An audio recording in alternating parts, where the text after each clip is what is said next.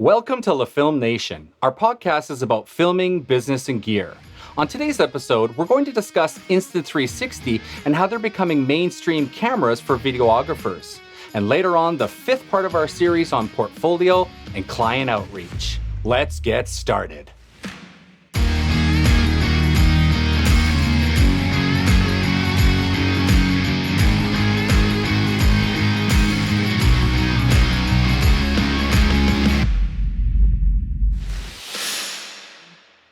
Welcome back. My name is Nigel, and I'm a videographer and filmmaker based out of Fukuoka, Japan. And John? Hi, I'm John Bear. I'm a YouTube filmmaker. And William?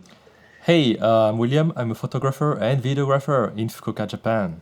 All right, guys, thanks a lot. So lately, I've been diving into this whole Insta360, cameras. They're one of the hottest new things out there.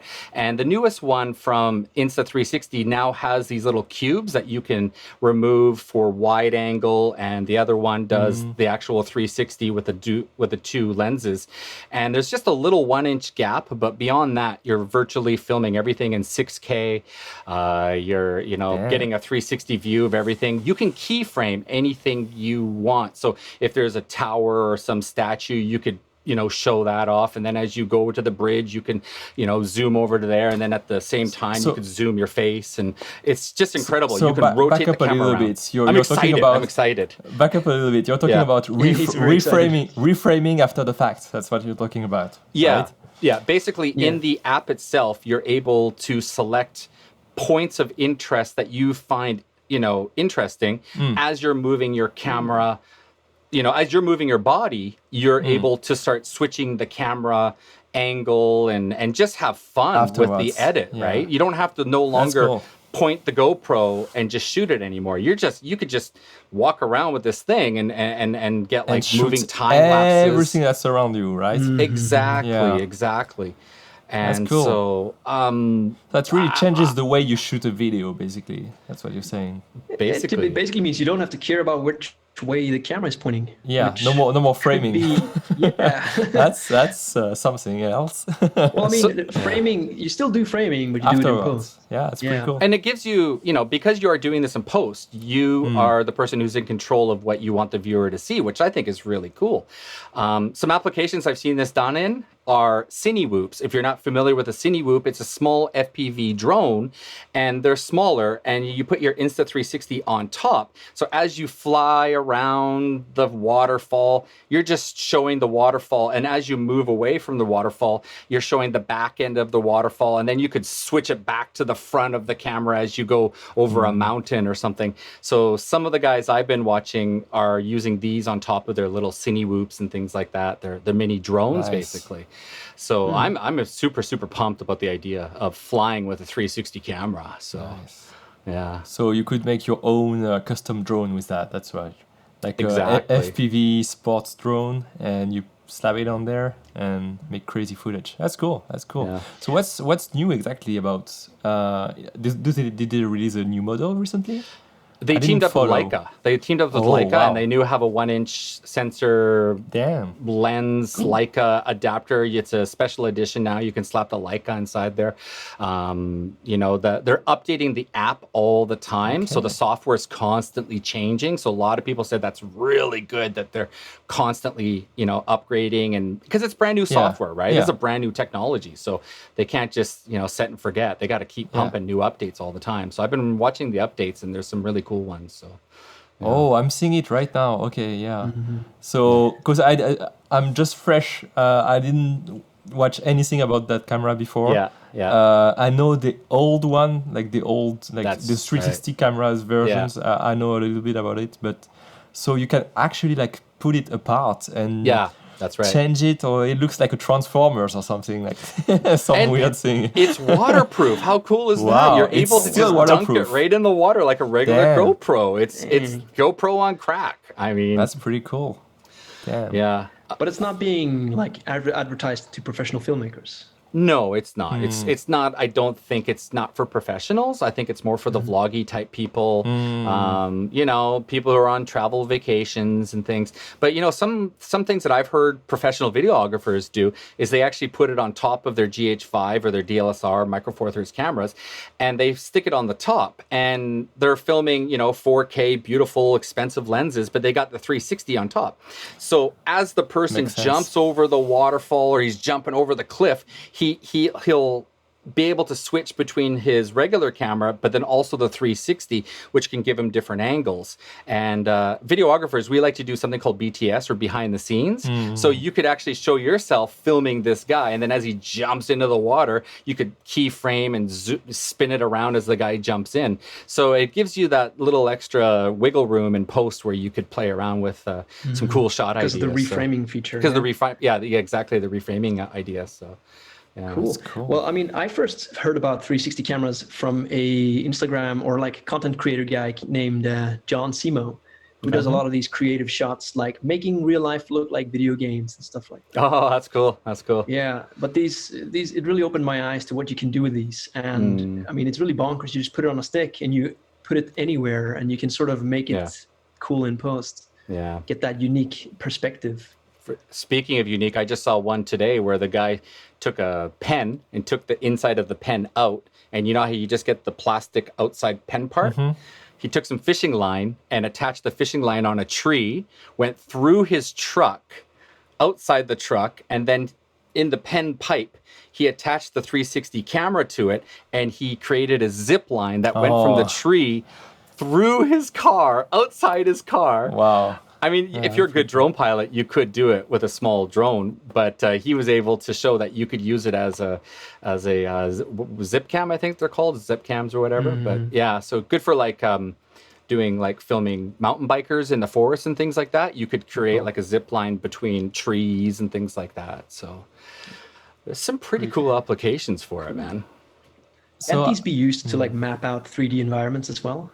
Like you put it in your room, and then you film the room, and then you just feed that into a software to recreate it in a 3D space. Isn't that what people do? Yeah, Google does that with the 360 street views or the 360 views. Some companies actually want you to come into their business and you map out the 360 of the room, and you move from room to room to room, and then you're able to create an income. Just from doing 360 views of restaurants and things like that. So it's another spin-off you could actually do. Yeah, this is more based on like depending on the software mostly than the camera. You can there's many solutions for that. You can use normal cameras and just like take many shots all around, and it's gonna give you a very, very high res picture of that, depending on the software you use. Or you have those 360 cameras. You just take one shot and that gives you a pretty good photo. Yeah. Guess it's enough for real estate. So I guess the question is, would you go with a GoPro or would you go with the Insta360 at this point? Because I've got a GoPro Hero 4 and it's banged up. The sides are starting to crack open. It's getting exposed to the elements. So I'm kind of in need. But the GoPro has something that's amazing, and it's called Rocksteady, I think it's called. I might be wrong on this, but there's some software. And when you apply it to the GoPro footage, it becomes incredibly steady. Like the most, you will never need a gimbal again with a GoPro. So that's what they're flying. They're flying with these GoPros and that software and stuff. I think it's called Rocksteady or Steady. I can't remember what it's called. But it's called just Super Steady or something like that, I think. Super Steady. Yeah, we'll find out. We'll put some links and information in this. But yeah, there's some incredible things. I don't know. Would you guys go for the GoPro or would you go for the Insta360 now? Like, I don't know which one to go for. Well, I mean, I'm somebody who easily gets caught up in hype for like small little gadgets like this, and I bought the GoPro Hero 7, and I didn't, and I ended up not using it that much, and it was the first one with this super steady application, right, where everybody were hype about it, and then the GoPro Hero 8 came out, and it's just a slight improvement over the super steady, more frame rates and more, but still, it's the steadiness is the selling feature. I don't know, man. I ended up not really using it for a lot afterwards. So what? You're not a skydiver. You're not a playing with the tigers and the lions. What's going on, dude? Right? So one day.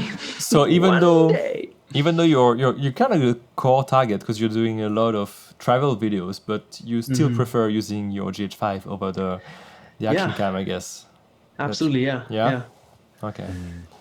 So, I mean, a 360 camera, at least it brings something new to the table. And the one you're talking about, Nigel, you can put a regular camera on top of it and just use it like a GoPro as well, right? Yeah. So you don't have to use it as a 360 camera. So can you just disambiguify something for me? Like, so the new one, the Leica one, it's not a 360 version, right? It's just like a GoPro, like an action cam that films one frame, right? It shoots like I think it's just a super zoom wide. I think it's it's not a 360. So it's that's correct. Typical action cam, right? Yeah, it's an action cam. Yeah. That's cool. But the ability to go from 360 to action cam kind of trumps the GoPro in that way, right? Because you can just pop in and out between. Okay. So you can remove the part and then replace it by a 360. Think of it as cubes, William. They're cubes. Okay. So you just take the cube off and you're like, oh, I'm going to go diving. All right, let's go to 360.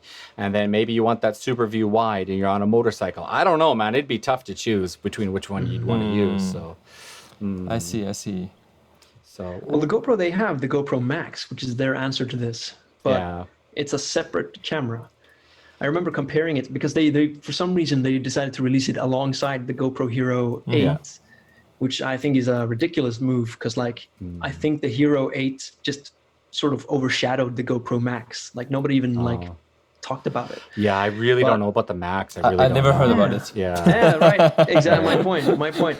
But like side by side, the specs look quite similar, and the GoPro Hero, the GoPro Max, you can make it look like a GoPro, even though it is a 3D camera. It looks like a GoPro, but it's got a lens on both sides. Yeah. Like that's the difference. But I mean, why would you go for the GoPro Max when you could just get an Insta360 and pop lenses in and out and have fun with it? So it sounds like a more intuitive way than to have two separate products, for sure. I would in the future, if I ever do like filming for fishing companies, that's actually one dream I have, is to work with fishing companies and create package deals for fishermen and things like that. I would just pop two 360s on a boat and just hit record with some type of remote control of some sort. So when the guy says fish on, you just hit record and you've got every angle covered on the boat. You could have on a pole, 5 meters above the boat. So you've got like a cool down angle and things, and then you'd have one on there. So I think there's a huge applications being able to just film, 360 everything and get the action. You don't have to point and shoot. So I think you're getting at the heart of it, where like these cameras are not very useful for on-set productions because on set, you're hiding the set, right? You're just showing the part you want to show. Yeah. But when you're actually filming like something like an event or something live, like these fishermen, you want maximum coverage. Yeah. And that's what these cameras provide. Yeah. So I think that's a cool application. And I think that's probably the best example that you nailed on right now. Having it on a fishing boat. That's awesome. And I'm also watching a show on Netflix called Rust Valley Restorations, and it's all about, doing rust renovations on cars and things. And sure enough, they've got 3 GoPros on the window, and they got one on the driver, the main guy, one on the passenger, and then one on the middle. And so one 360 would just cover all those angles. You wouldn't need 3 GoPros basically. So so that's huge applications. Oh man, I'm excited. Ooh. But the Insta360, they have the little like drop thing as well that you just put on your chest. Yeah, and that's right. I think it records like 30-second clips at a time. You just press a button. And like you just wear it all the time like a necklace. Yeah. I think that's super smart. Like that's something that I can imagine myself getting just for fun, because it's like it really appeals to that Insta share culture that we live in now, and it's not meant for like high-end productions, but you use it and you're just like, here's a moment I'm going to catch, boop, and there it is, 30 seconds. I think the software is really good too. The software is designed to take all that footage you got and then export it and play with it. It's like DJI. I love DJI footage. After you start playing with it in the phone, you can make a movie within 2-3 minutes. So if you're sitting on a chair in beautiful tropics somewhere, you're just like, hey, let me just make this little mini movie, so here's me getting a beer, here's the beer coming, I'm eating a sandwich, and here's another shot, and all these different cool shots you put together, you make a cool little travel video in like 2-3 minutes. So yeah, it's pretty cool. Portability is awesome. All right, guys. Well, I think that's good. We really killed the Insta360, but who knows? It's in the add to cart later. What's called the wish list. It's in my wish list. Yeah. I mean, it for me, it's definitely, if you have 2 categories, a need and like nice to have, it's in the nice to have category. Yeah, that's right. All right, so time to move on. We are at the 5th part of our long series on video production. And today, William, you are going to cover... We're in the 5th and final part of our series on video production. So this 5th part is going to talk more about, so firstly, building your portfolio. What are the different ways you can do that very quickly or very personalized, very customized? Then we're going to talk about social media, then leveraging your project and making a demo reel to attract new clients. We're going to talk about also using moodboards, then also maybe upselling your previous clients within the same project or with new projects. Then building your niche and increasing your prices. Should you increase your prices every time? like John says, we're going to talk about this later. So let's start with the portfolio then, yeah? Yeah, that's right. Shall we? So the first one is build your portfolio. I think I touched on this previously where I talked about visual CV. In a nutshell, I like my clients to come to a web page that I've created. It's drag, it's drop, it's add your YouTube links, you add your education, any type of courses you took, camera gear, I like to add that in. Any certificates you've won, any awards, you put everything you have. It's literally a resume, but it's your resume. More interactive, right? Yeah, that's with right. With videos included. But so Nigel, you're a little special because you both have a website, a proper website that looks cool, but you also have the visual CV. So why do you feel like you need also the visual CV, and why can't you do everything with your website? Well, the visual CV, I put it in my signature of my Gmail. Okay. So every time I send an email out in my company's Gmail, it always has that visual CV link in there. It says Nigel's, portfolio, whatever. And if somebody clicks on it, they're going to, and by the way, there's reports. It actually shows you which countries are viewing. Cool. It shows you all sorts of cool little stats. And I've sent it out and I've seen where people are viewing from. And so it's always getting views and looks. So you just never know. You might have that one client who hits you up and says, man, I saw your CV. That was really cool. Wow, there's some good videos you make. So I put it in my email, in my signature. So the bottom line is you also have a website, but do you prefer like updating the visual CV because it's like less time consuming or something like that? Pretty much, yeah. Probably less time consuming, yeah. It just gives everybody a point to just go see it, and it's all the videos, right? So we'll touch up on later about demo reels and things. But yeah, I like to have all my videos in one location, and I hand choose them. I choose which videos I want, and I position them the way, my best videos obviously go near the top, and slowly those videos start to move down that aren't as good anymore. And as I make a new video, I position that one up to the top and things. So that's cool. What I like to do. And also, last one, you can actually create a PDF. So you would be able to send that PDF to clients. That's very good. Inside, there's actually links to all the YouTube videos. So again, more ways for you to create a portfolio for you to show off to your clients. So that's mine. That's what I like to use. And for website, I'm using Wix, which is another popular platform for creating websites. And I like Wix. It's good. I've been there for quite a few years. So yeah. So that's two different. So there's a few different tiers you can choose. Like if you want to go very fast, you would go for something like Visual CV. Then like allows you to build very fast something that your clients can look at. But you have less options, I guess. Then you have stuff like Wix and Squarespace. I've been using Squarespace I've used it for almost probably 2 years, 2 or 3 years. And I stopped a year ago because it was really great. Like, I mean, the website you can make with Squarespace is gorgeous. It's just beautiful. It works everywhere. It works on phone and website. By the way, this video is not sponsored by Squarespace. I'm just finally. I'm tired of all these YouTubers. Today's video is sponsored by Squarespace. So it's not sponsored, but on that front, it's really great because it's what you see, what you get. You just put your text, you put your videos, you put your pictures, you put your galleries, and it's beautiful. It looks great. But first of all, it's super expensive. If you want to get more than, let's say, I think the tiers were 20 pages. If you are more than 20 pages on a website, you have to go to the second tier, which is, I think, $300 a year. Wow, It's pretty expensive. tough. Yeah. And even though you pay that much, you can't really personalize the website that much. Like if you want to go beyond what, I mean, you're kind of stuck. Sometimes you feel like, oh, I like this functionality in that template, but it's not available in that template, and you're kind of like, eh.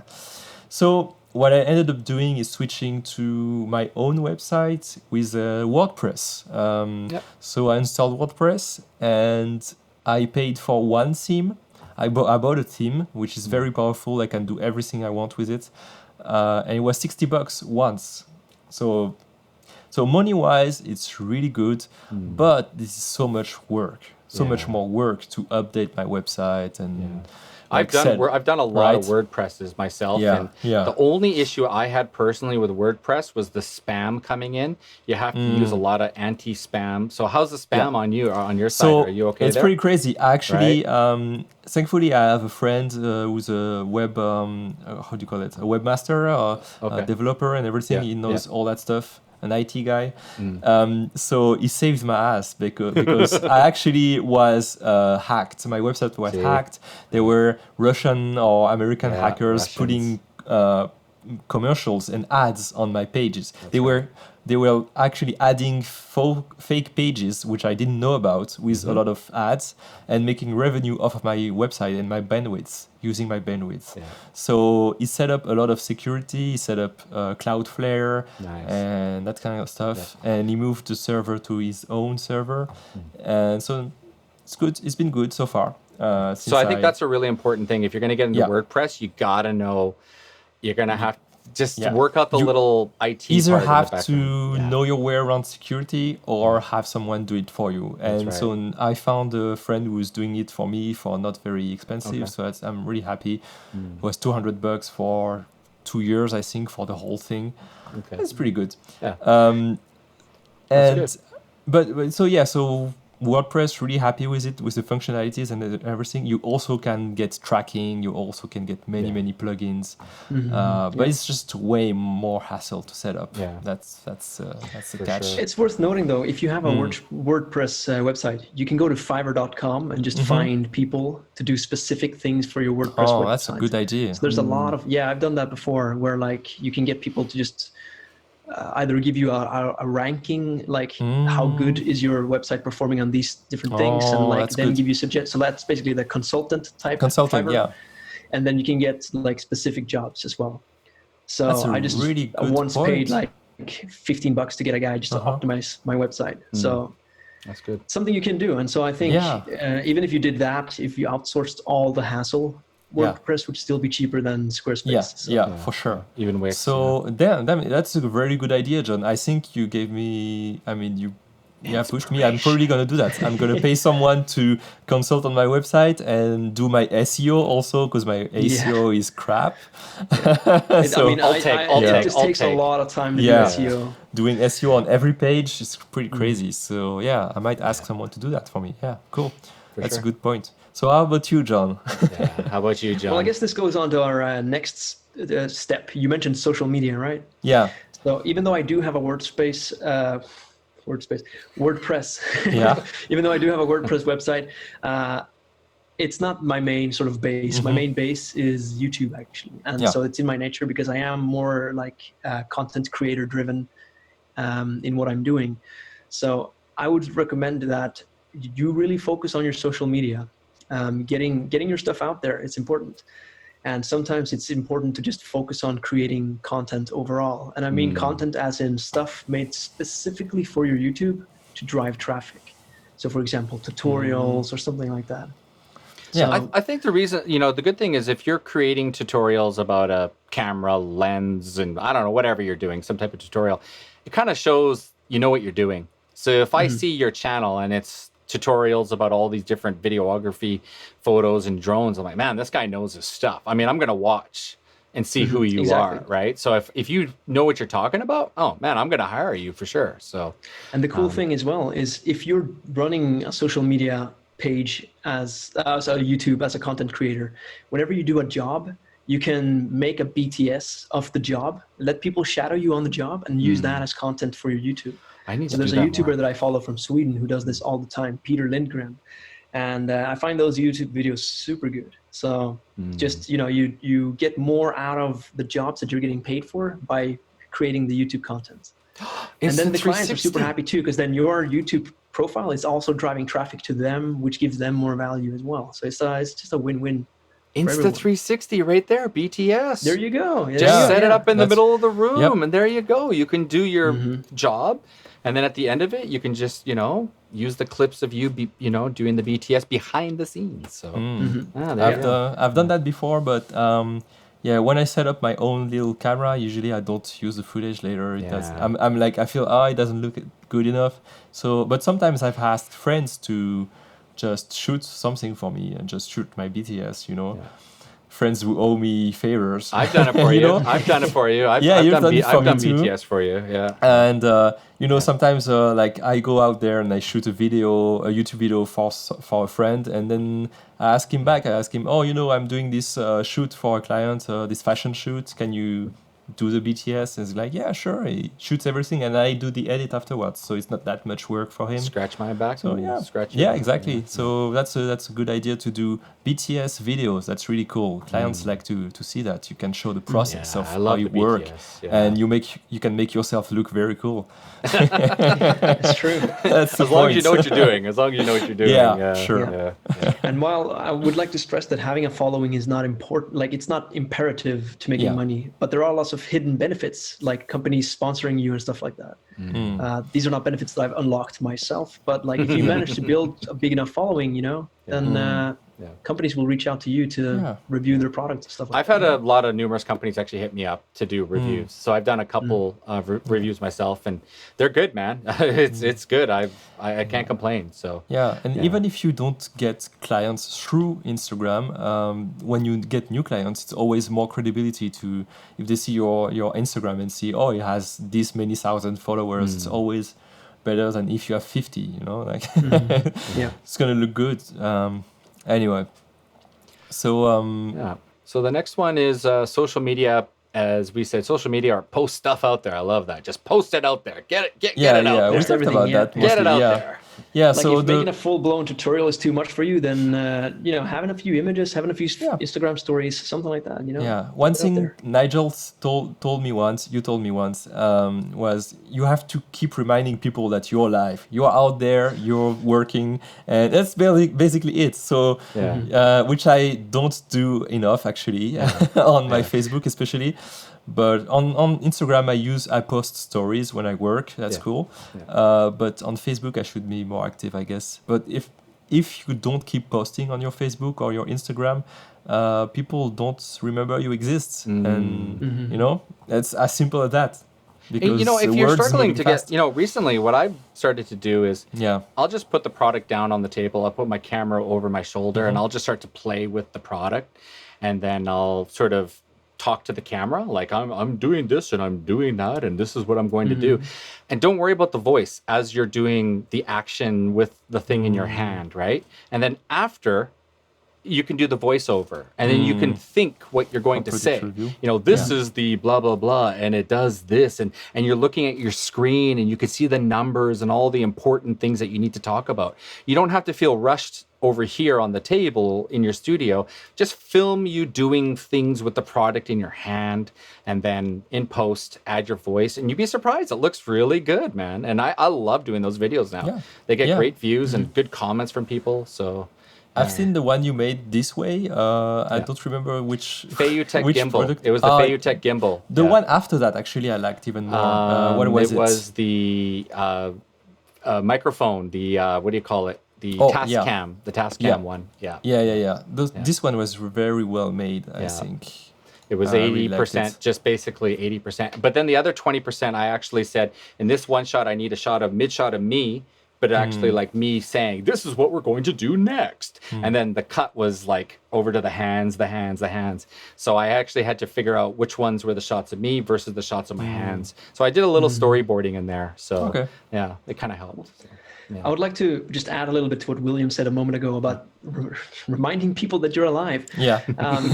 Because there's a cognitive bias. I think it's called like what's focal is important. Like what's in front of your eyes is what's important. So like just imagine anything you see on the news is going to be the most important thing, but then a few months later it's not going to be worth remembering at all.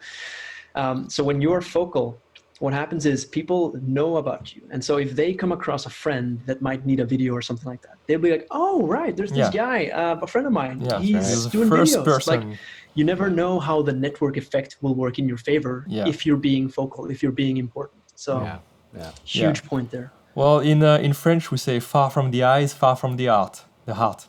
Sorry for my accent. My French accent. Far from the eyes, but far from the heart. Wait, can you elaborate? I don't get it. Far, if you're, that means basically even people you love, even people you're friends with, if you are separated for too long, you will start to drift apart and forget about them.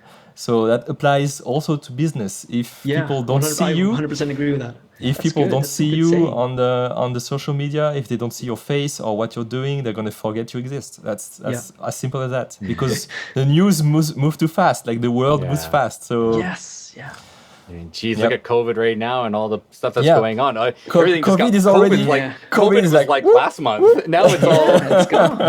Bye COVID. Black Lives Matter, right? So everything's just moved to that now. So yeah. So amazingly, COVID just died instantly. It's all everything's fine now.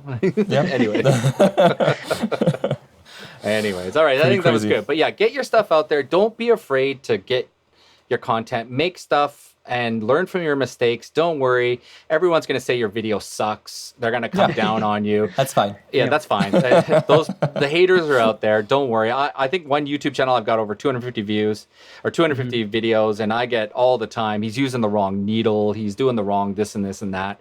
It's still, who cares? I'm getting lots of views on them. But that's the way it is. You know, people are going to slam you, slag you. They're going to love you. They're going to hate you. They're, you know, all that kind of stuff. So don't worry about it. Just get your content out there. Honestly, like, so I don't remember where I read this, but I think this summarizes sort of like the recipe for success in this new modern era of social media. Basically, find what you love and be loud about it. So like you attract people, like it's simple as that. So I think no matter, even if you're not doing camera related stuff, like this applies to everyone. Like if you're running a business, you know, just be loud about it. Show people what your business is about. Like people, if you're a real estate agent, people are going to hire you over the other guy that they don't see, that they don't trust. Because again, what's focal is also something that's trustworthy. If they see you a lot, they'll trust you more. It's like, what's it called? It's like the intimacy bias or something like that. The more you just spend time with someone, the more they feel they trust that guy.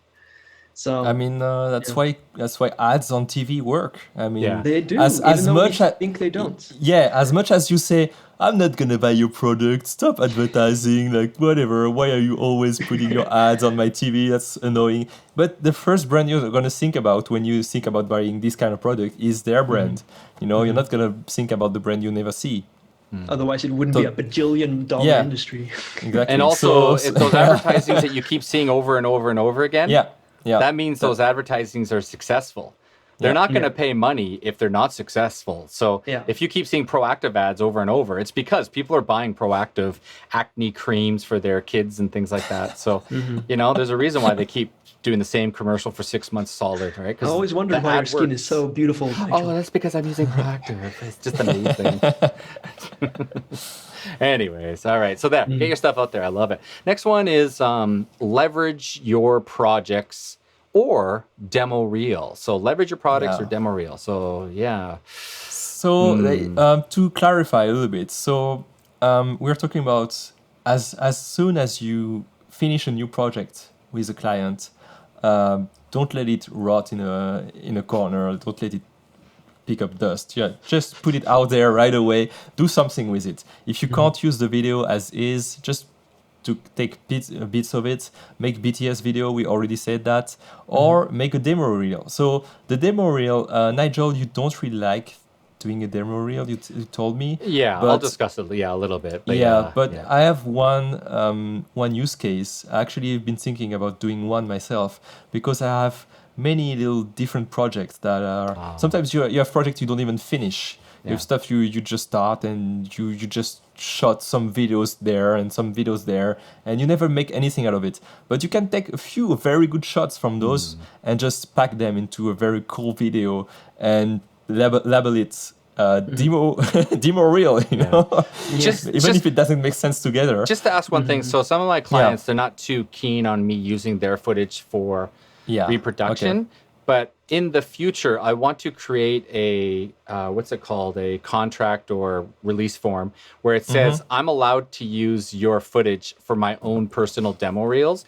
I really want to throw that into the fine print somewhere. Yes. Do you think that's a good idea? Yeah. You should have that in your terms and conditions. Yeah, my terms and conditions. For sure. Just for my personal demo only, not for resale, not for stock footage or anything like that. Yeah. You should definitely have that to protect yourself against clients that might, you know, like screw with you over that.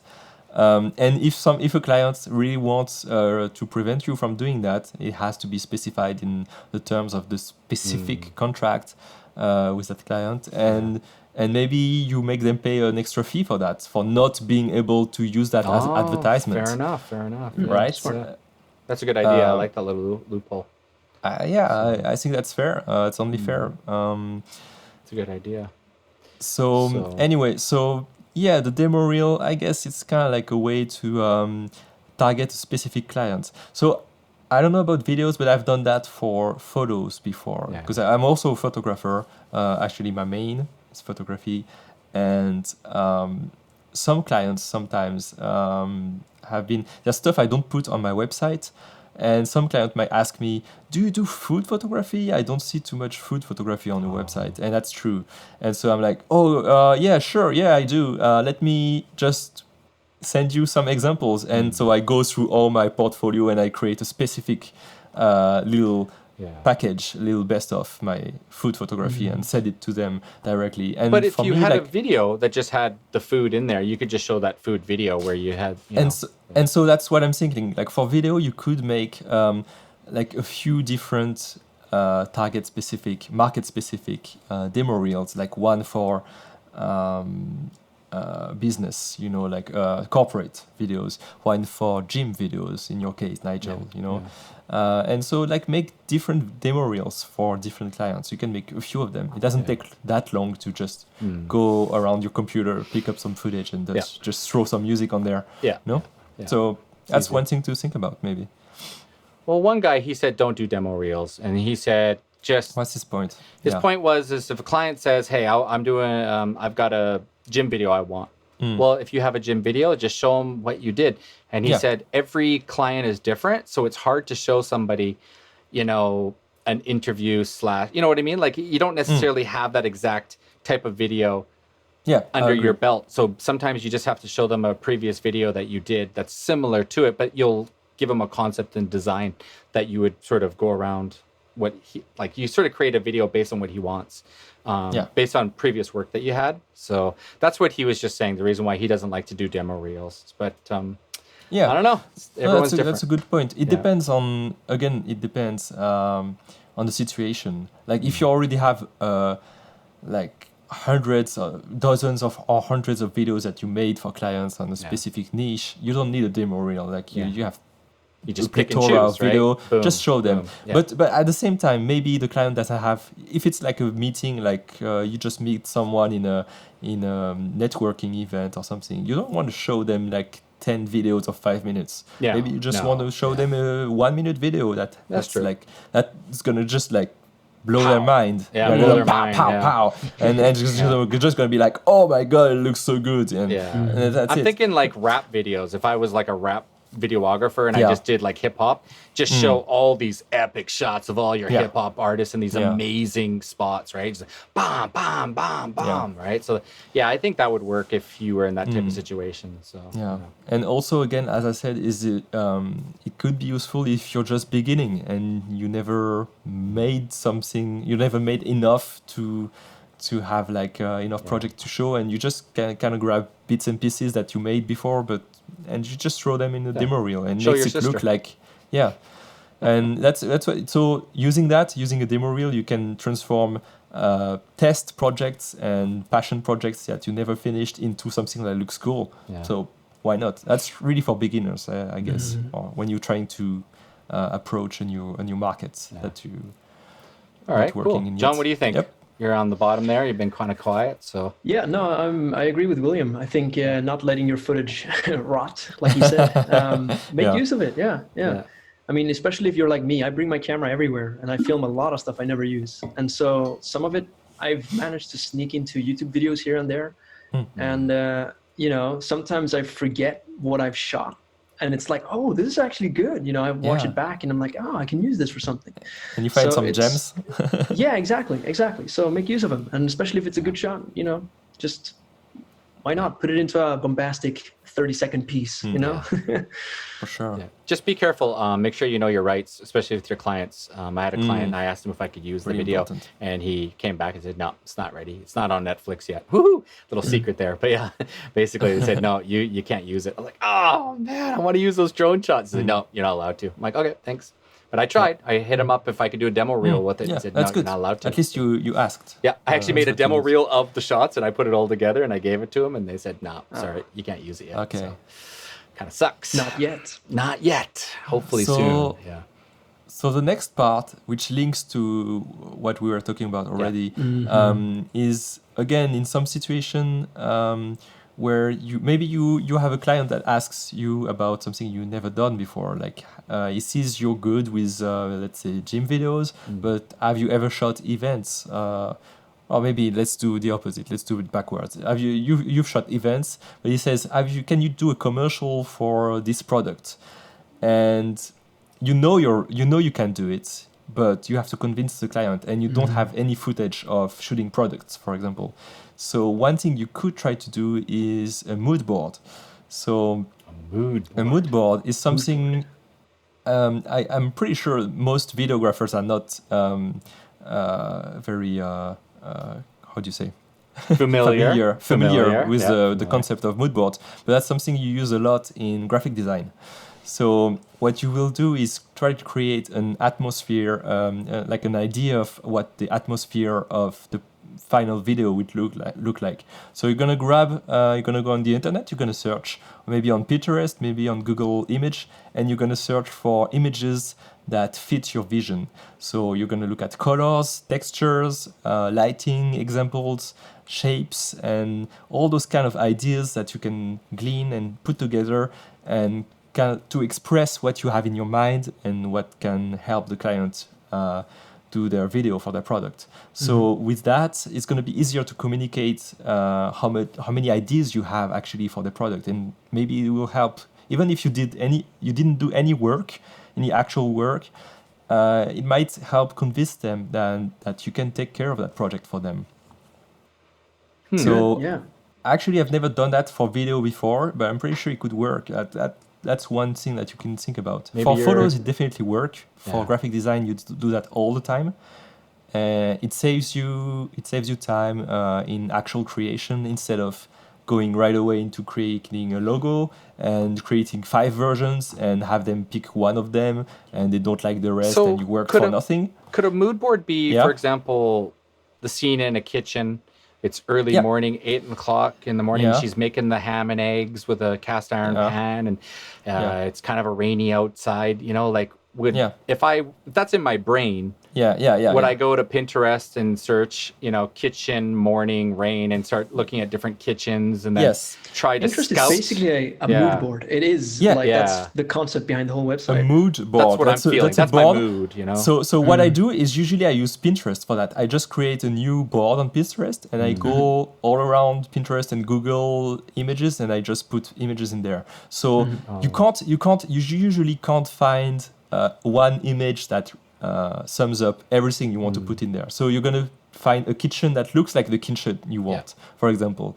Then you're going to find utensils. You're going to find like plates and knives and forks that look like the ones you want, the props, Then you're going to find lighting examples that looks like the lighting you want. So you're going to put all of them together and you're going to go over that with your client and explain, so I'm thinking we can go with the lighting that's like morning, very warm, very, and then the kitchen should look a little authentic, or very modern, like. So could screenshots be right way to do it? Yeah, screenshots, right? So for the users listening, it would be screenshots. Yeah, music, anything visual as well. Even music. Music. Yeah. So I would like to mention here that anybody fan of Marvel movies here? Oh yeah, Thor 3. Yeah. Oh yeah. So Nigel, you were about to say something? Yeah, I love Marvel. I love all the series. Yeah. So Thor 3, it was a bit of a surprise that it got the director Taika Waititi to direct it. And he's one of those guys that before Thor 3, like he mostly made movies in New Zealand. He's like this anomaly from New Zealand. And just suddenly he's making a Marvel movie. So how did that happen? And supposedly he created a mood board for the entire film. And he used the immigrant song that ended up coming into the movie as well as being used on the trailers.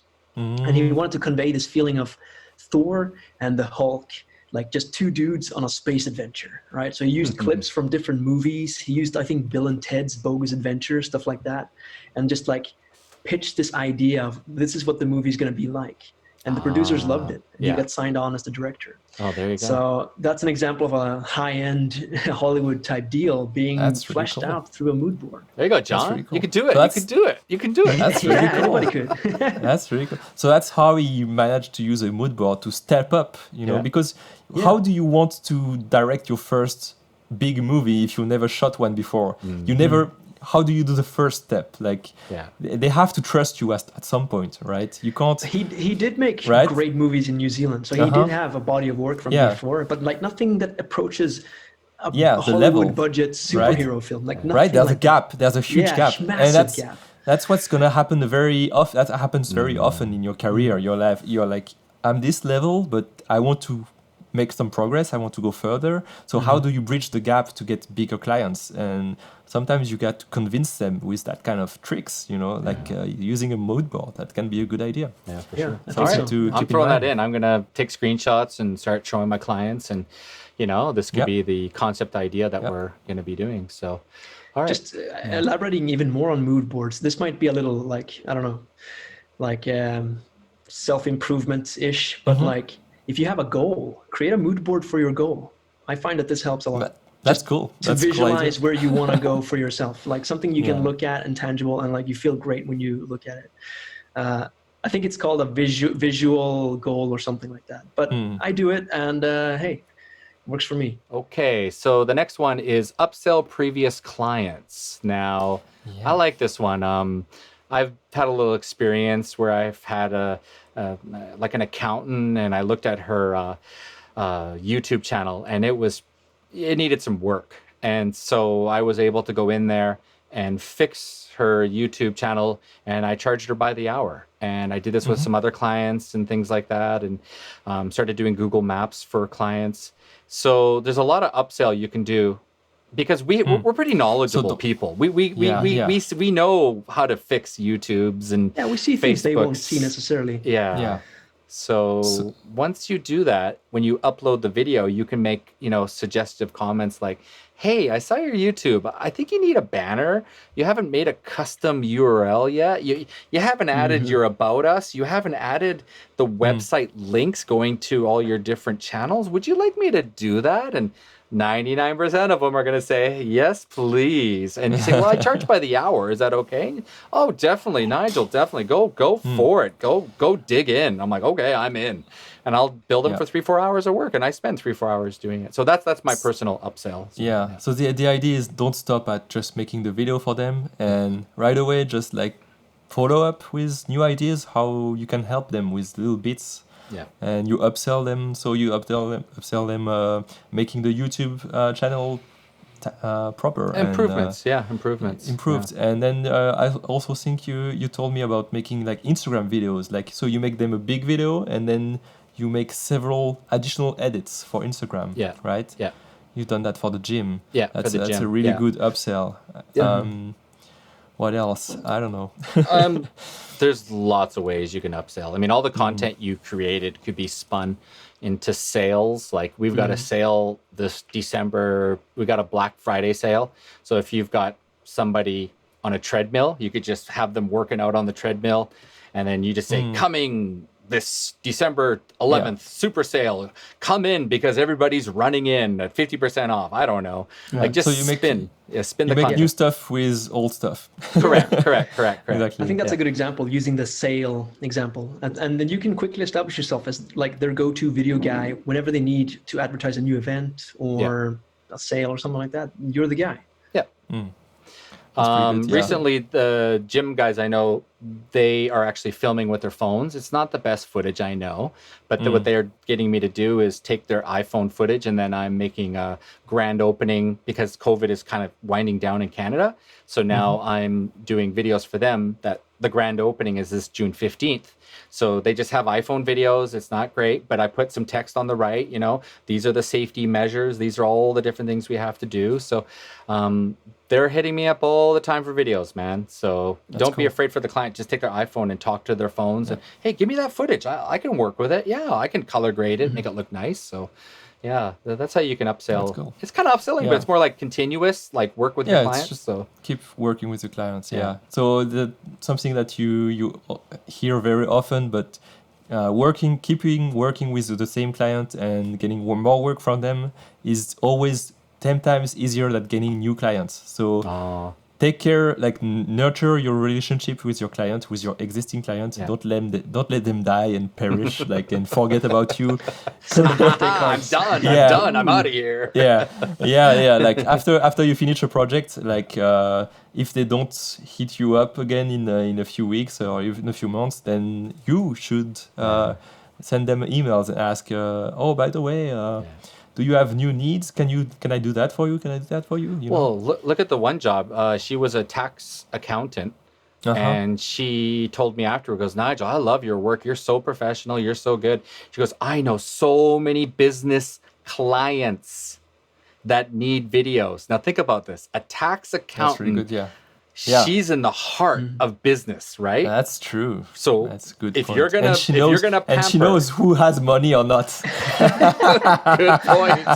Yeah. Right? Exactly. She knows who's in the red and who's in the blue, right? So, you know, if you treat that client well, who's a tax accountant for 500 local businesses, oh my God, you better watch out because, you know, you did her YouTube, you did her Facebook, and you created a video series for her. Oh, watch out.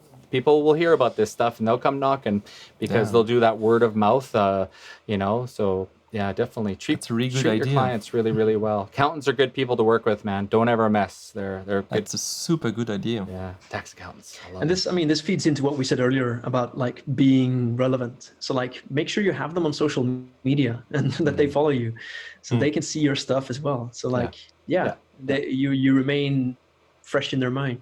Yeah, all the time. Yep. That's good stuff. Okay, so there you go. Upsell. I wish we could go more into it, but I mean...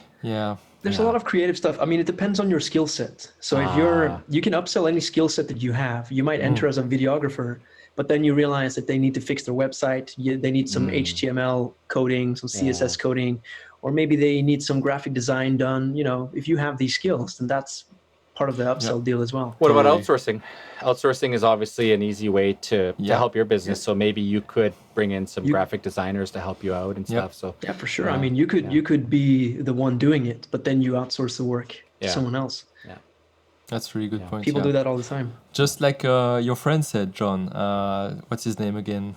You interviewed your friend, and he says, Taylor Ruddle. Taylor, yeah. That was a really good point. Like he said, if a client asks something from me, I just say yes, I can do that for you. Yes, and then, sir. Whether he knows how to do it or not, and then he learns how to do it, or I guess like you said, you got to be careful with that. You got to be careful. The best advice I ever heard is if you don't know how to do it, then don't try to do it. What he means though is like if you're not a graphic designer, don't be a graphic designer because you don't know what you're doing, right? So like you should outsource graphic design. If it's just a little bit outside of your comfort zone, but still in your realm, then that's okay. Then that's okay.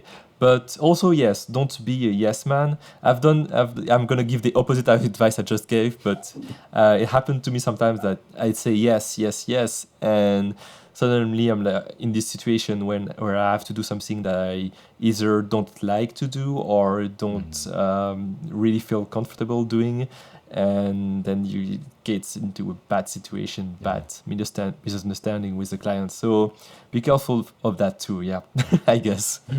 You got to know what you're doing. It's a balance. So, it's a balance. It's a balance. Yeah. Just don't do anything that's too much. Yeah. Don't if it's do within your skill set or something you would like to learn. Yeah. So yeah.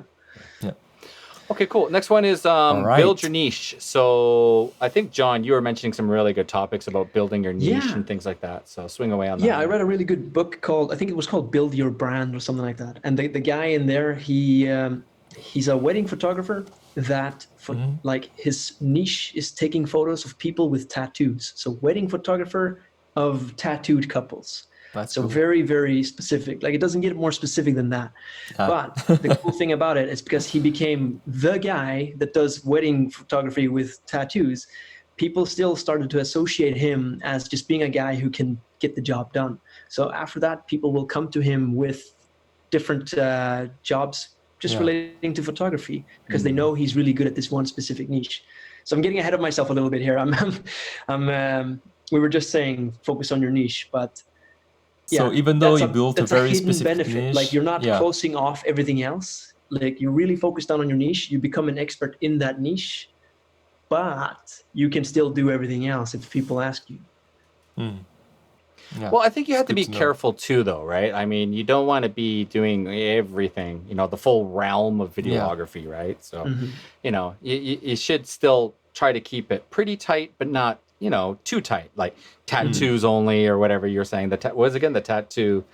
Tattoo wedding photographer. Yeah. So this is kind of like what we were talking about. Like you build a relationship with the client, and then they ask you, "Can you do this?" Then it depends on how closely it is to your realm. But say yes. If you're the real estate videographer, and suddenly they ask you for food videos, then consider it. Well, also too, people are coming to your website, right? So if they do want a food video, but all they see is real estate and weddings, they're not going to obviously hire you. Well, but if you have everything in the spectrum, it could be good or bad. You know what I mean? Like it could be too much. Right? So that's where you have to make the distinction between what jobs you accept and what job you advertise. That's I think William hit the nail on the head right there. Yeah. So the guy who has this niche of tattooed weddings on his website or in Instagram, I would expect he has only that. And that's his style, so he does accept other jobs, but maybe those jobs he won't put on his portfolio, Exactly. And so you want to, as they say, you want to dress for the job you want, not the job you have. So on your website or your portfolio, it should be the same thing. You should only put stuff for jobs that you want to get. Now, if you're struggling for money, you can accept other jobs. That's fine. But maybe you won't put those on the website, on your portfolio, right? I think that's what makes sense. So what kind of categories are you guys what are you aiming for personally as a videographer? What, top 3 areas are you aiming for? So just so users kind of know who we are personally trying to target. Yeah. So William, what's your market? What are you going for? Personally, I do, so for photography, I do mostly portraits and so mostly corporate and events and also beauty portraits, fashion and beauty. And for video, I also want to do corporate videos, like promotional videos for people. And that kind of stuff. Cool. John, what are you doing? What's your thing? My main hustle right now is the YouTube page. So, I've been doing a lot of different things. I've been doing rock concerts. I have a lot of history doing rock concerts, actually. Yeah. I've done restaurants. I've done gym. I've done a whole mixed bag of things. So I've gotten a taste of different things. Which one do you like the most? Which one is your favorite? Which one do you like the most? I would say the most challenging is doing rock concerts. It's so challenging. And I would not accept another job unless I have a team. At least 2 more camera operators helping me out. I would say corporate. Corporate's what I would like to go for. Like doing the business, helping businesses, not necessarily like individuals or bands. Yeah, that's what I like to do. Yeah. I think money-wise too, I mean, it is about money. I think events are great because there's organizers who have a big budget. So I think events, they need a way to show everybody after, you know? So sometimes also you'll do same day edits. I've seen my friend, he does same day edits of gas station openings in the Philippines, and they do these insane edits same day. And then they put the video up at the end of the party, and it's just, you know, 3 guys working hard. One guy's throwing the SD at him. He's starting to edit, and he's out there on the gimbal flying around and stuff. So those events, they got big money. So I think events is good. Definitely in the future, when COVID's finally finished, we'll be back to doing events. So, yeah. Yeah, events. I don't know. It's for me, it's really stressful. Yeah, it is. Especially if you're only one guy. So doing events, I would accept the job if it has a good budget and I can hire someone to help me out. Yeah. 100%. That's a good idea. I don't know about events. I've never done events as a videographer. I guess you're saying it pays well. For photography, though, it doesn't pay well at all. So I stopped doing that. Well, I stopped doing photo events because it feels I'm not satisfied of the work I do because the budget is really small usually. So that means I don't have time to do color correction on my photos, or that would be time spent on my own. Like I'm not paid for that, so I just usually deliver the photos almost as is, and that's not very gratifying for me. Not very satisfying. So I stopped a little bit. Yeah, and then there's weddings. Weddings. Yeah, the pinnacle weddings of videography and photography, right? Yeah, very stressful. It's good money, but very stressful. Good money. I think for weddings, there are plenty of people teaching it online specifically. So maybe that's not exactly what we would go into, but it is a huge niche. I think if all 3 of us were there together and we all three of us said, let's be videographers for weddings. Oh man, we would kill it because we're all on the same page. Like, John, get that shot. William, do that. I'm back there. I'm doing interviews. I did my own wedding. With a drone too. Hey. So I think you need a good team. You need 2 or 3 guys who all are on the same page. You know, everybody knows what they're doing. But weddings, man, don't ever do it by yourself. I'm from experience. I borrowed William's camera. I had that on the tripod, and I was on the handheld over. Oh, it was a nightmare. I did it, but it was just no fun. So weddings is a typical example of something that you can do, you have done before, but you probably won't advertise it on your website because you don't want to do it really. Yeah, unless they pay me 10 grand to do it, then I'll do a wedding. So if they come to you and they say, "Oh, we pay you a lot of money," then you would hire someone else to help you. But you're not going to advertise it on your website. I don't want to do it. So I'm thinking thinking personally, corporate branding, events, and maybe some getting drone shots for big production companies. Maybe behind the scenes for other companies and things like that. So that's kind of what I want to do. That's cool. Yeah. Behind the scenes is a big one. And a lot of the times companies will have footage, but they don't have the person to edit it. So, you know, you can, as an editor, you can take those jobs as well. I have a friend, he's in Vancouver, and he's doing BTS work for the Hallmark Network. They do a lot of scenes in Vancouver, and they have full production, you know, a crew of 30, creating fake fake snow on the ground, and it's the Christmas special, but they film it in August, so it's not Christmas, obviously. And then he's out there filming the BTS work, and then they want this footage to show to the production team, not the production team, the people up above, the big money guys on top. What are they called? I don't know who, the corporate, the Hallmark. Above producers? The producers? I don't know. Somebody even higher up level. Yeah, corporates. The corporate heads, they want to see what's going on. So that BTS is used to show about, you know, budgeting, like what was actually done out there. So he's been doing BTS work and interviews producers and directors and things like that. So I think that's, there's big money, especially in Hollywood now, doing BTS work. So. Yeah, definitely. Yeah. I did a BTS edit for an Icelandic movie called The Deposit, actually. Oh, nice. Oh, really? Yeah, just editing. Because they had a lot of these interviews just shot on phones on set by people, and they just managed to gather it all together. And the director, she's family, so she reached out to me and said, "Hey, would you like to edit this for us?" Nice. And I just said, "Yeah." So you never know. Always reach out to your network, family. Yeah. And if you're on set, be quiet. Don't be the loudmouth. That's what one guy always said. Just shut up and film and be that silent ninja in the background with the zoom. Always just quietly get in the shots and don't talk to anybody. Just get the shots.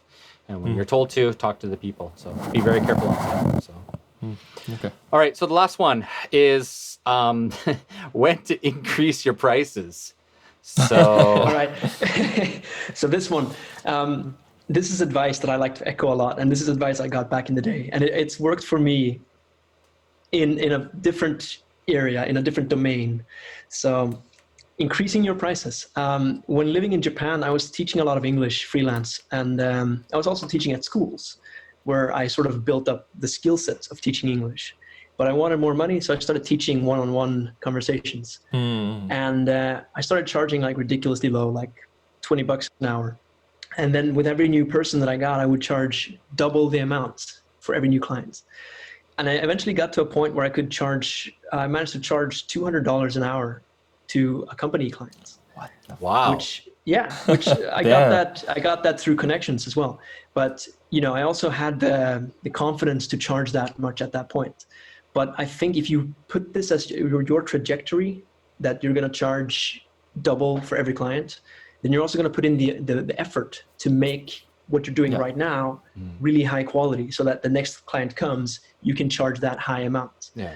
So I think it puts you in the proper mindset. That's a really good point. Yeah. And here's what I learned as well. This applies specifically to English teaching, but I think it applies to everything else. When I charged like dirt cheap, then my client wouldn't put the effort in to do the stuff that I told them to do. They wouldn't do the homework I assigned to them. They would show up late. I would as well not be motivated to show up, but like I would still do it, of course. But I would have like some sort of friction about it, And I guess that the mood, they feel it. So everybody loses basically. Yeah. But when you're dealing with big money, everybody's bought in. They're all dedicated to it. They're gonna make sure that they get every ounce of value from it. So they're there, they're focused. They're paying attention. And me, I'm showing up in the best version of myself. I prepare for it and just do the best job I can. So that's true. That's aiming for big money is just a win-win for everyone else. Yeah. So I think we talked about that before, but low budget clients are usually they're gonna ask even more from you. They're gonna be even more difficult clients. Oftentimes, they're gonna try to get more out of it, even though it's free or cheap.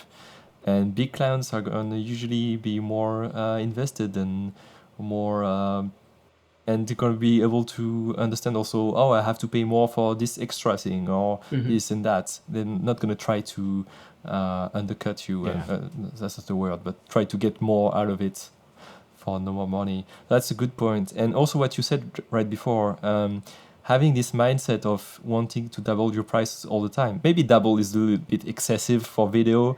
If you keep doing that at one point, it's going to be pretty crazy. But anyway, take the it point as a guideline. stands. Yeah, always increase your prices. The point stands that if you go about that mindset of increasing your prices all the time, you're not gonna kind of like go over your project very fast and do a bad work. You're not gonna what you're gonna do is try to make the job as perfect as possible, deliver something really good, even if you were paid low. You're gonna try to make it as good as possible because you're gonna be able to show it to the next client to convince him. And that's what I try to do all the time. Even if the prices are low with some clients, I'm gonna try to do my best anyway, so that I can use that, so that it's not wasted. Because next time I can still show it to someone. I think this basically all comes down to the ladder system. And the ladder system states that you do the best job you can for each one, and then you keep it doubling or increasing your price of the job.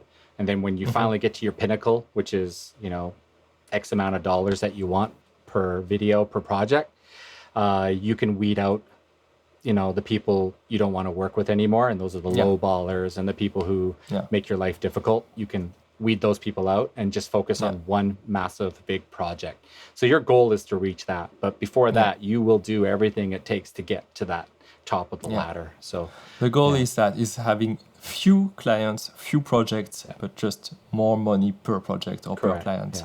That's what you want to do. That's the goal. That's what everybody wants. One big client who just says, here, we want this, and boom, it's big money and it's easy to work with and you love those clients. So that's what we're all striving to get, man. But Sometimes at the beginning, you got to fill up your portfolio, your visual CV, and you got to just bang it out. So it's the way it goes. Yep. All right, I guys. think that's a good wrap up. I think so too. Yeah, I think so too. All right, so let's conclude it up. So basically, in a nutshell, if you appreciate what we do here on this podcast, we would love it if you could share this with your friends on Facebook, Instagram, Twitter, or any other social media outlets.